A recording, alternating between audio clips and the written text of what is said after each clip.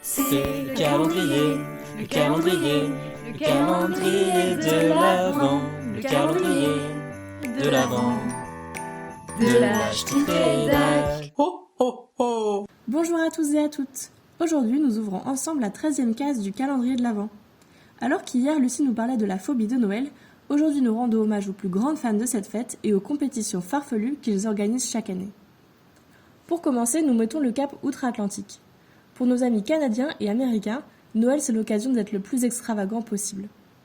À Toronto, dans l'école culinaire George Brown, les étudiants participent chaque année à son concours de maison en pain d'épices. Le thème cette année était une maison bien connue dans les films et la littérature, et on peut dire qu'ils ont relevé le défi.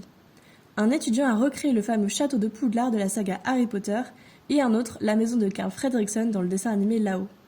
Pour que leurs créations soient les plus réalistes, certains ont même caché des lumières derrière leurs fenêtres en sucre. Alors si vous pensiez être des pros des maisons en pain d'épices, vous avez encore du chemin à faire. On traverse maintenant la frontière, direction les États-Unis. Si vous avez la chance de vous promener dans des quartiers pavillonnaires américains, vous devriez voir des maisons entièrement recouvertes par des décorations. Cette tradition tient très à cœur aux Américains et beaucoup organisent des concours dans leur quartier. Mais les plus ambitieux participent à l'émission de télé-réalité The Great Christmas Light Fight, ou la grande bataille des illuminations de Noël, sur la chaîne ABC. Pour eux, rien n'est impossible.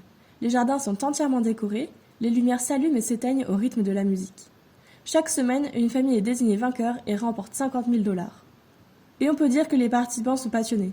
Les décorations sont parfois faites à la main et les familles investissent dans des dizaines de milliers de lumières. Mais si vous n'êtes pas autant investi pour Noël, ce n'est pas grave. Près de chez nous aussi, il existe des traditions et des compétitions amusantes. À Albi, dans le sud de la France, un championnat du monde de pulls moches est organisé chaque année. Les participants sortent du placard le pull de Noël le plus affreux qu'ils ont et d'autres le confectionnent eux-mêmes. Cette année, les participants se sont surpassés. On a pu voir un pull vert accordé à une coiffure en forme de sapin, un pull calendrier de l'Avent avec une surprise dans chaque case ou encore une tenue entièrement faite au crochet.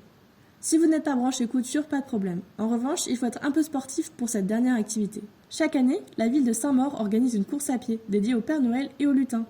Alors enfilez vos bottes et votre bonnet et c'est parti!